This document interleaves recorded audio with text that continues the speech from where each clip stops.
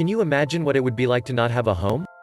For many Americans, this is not something that they need to imagine because it is a daily reality. Nobody knows for sure how many homeless individuals there are in this country, but recent estimates range from fewer than 600,000 to more than 1.5 million people, and everyone agrees that the number has been growing. Even as the wealthy engage in wild bidding wars over the most desirable properties, more impoverished Americans are being forced into the streets with each passing day. There has always been homelessness in America, but here in 2021 it is rapidly becoming a crisis of epic proportions. Ironically, the state with the worst problem is also the wealthiest state in the nation. At least 160,000 homeless people currently live in California, although many believe that official figure is way too low. The number of homeless in the state had been rising for years, and then the pandemic came along. Tent-lined streets with belongings scattered everywhere. Infected wounds with bugs living inside. A man who hasn't showered in over a decade. An 80-year-old woman who can't feed herself. People who ride the metro rail lines because the trains are a safer place to sleep. California's homeless problem has been out of control for decades. Then came COVID-19. In many California cities, tent cities have seemingly popped up everywhere these days. According to the San Francisco Chronicle, the number of tent encampments in San Francisco alone has grown by 70% during the pandemic.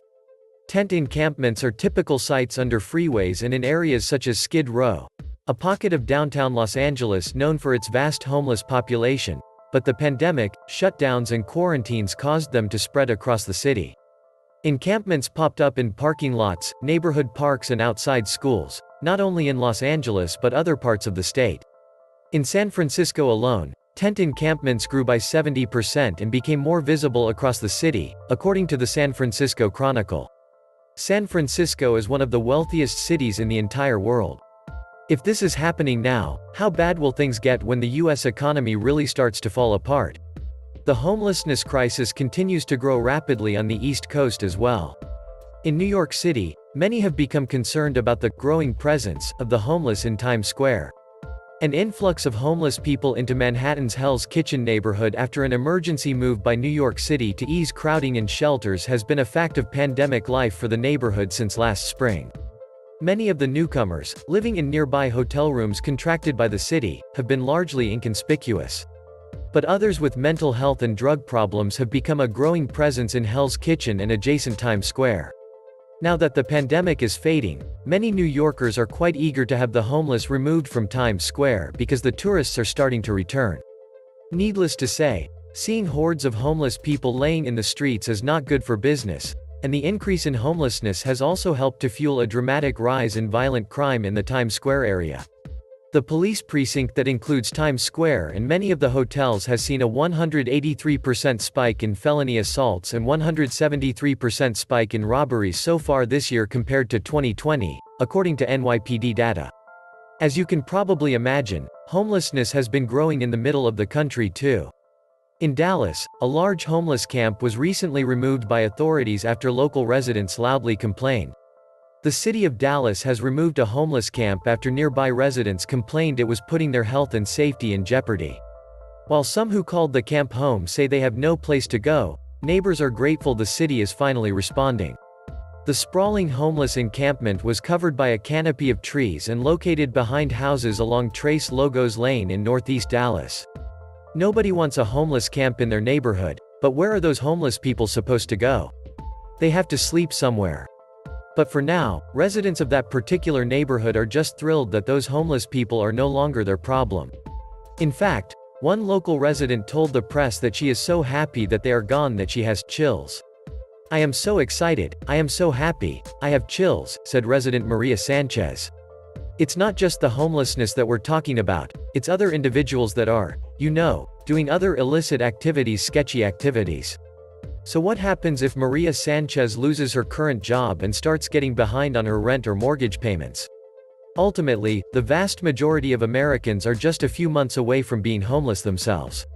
In fact, now that a nationwide eviction moratorium is ending, we are being told that millions more Americans could soon be forced out into the streets.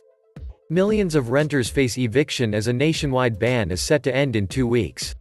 It comes as 5.7 million Americans, nearly 14% of all renters nationwide, had fallen behind on their rent in April.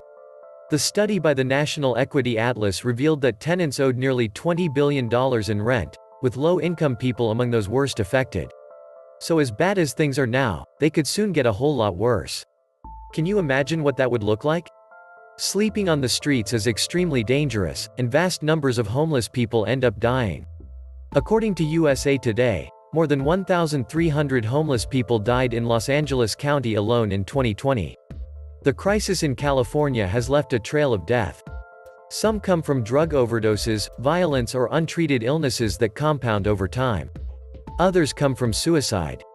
These people die under freeways, along sidewalks, and in alleys, hospitals, and vehicles. More than 1,300 died last year in Los Angeles County alone. An additional 1,200 died the year before that. During the pandemic, the federal government has borrowed and spent trillions and trillions of dollars, and the Federal Reserve has pumped trillions and trillions of dollars into the financial system, and yet the suffering of those at the bottom of the economic food chain has gotten much, much worse.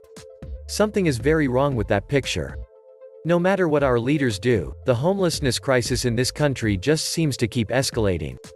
Vast numbers of our fellow citizens will be sleeping on the streets tonight, and many more will soon be joining them. This was The Survival Economist.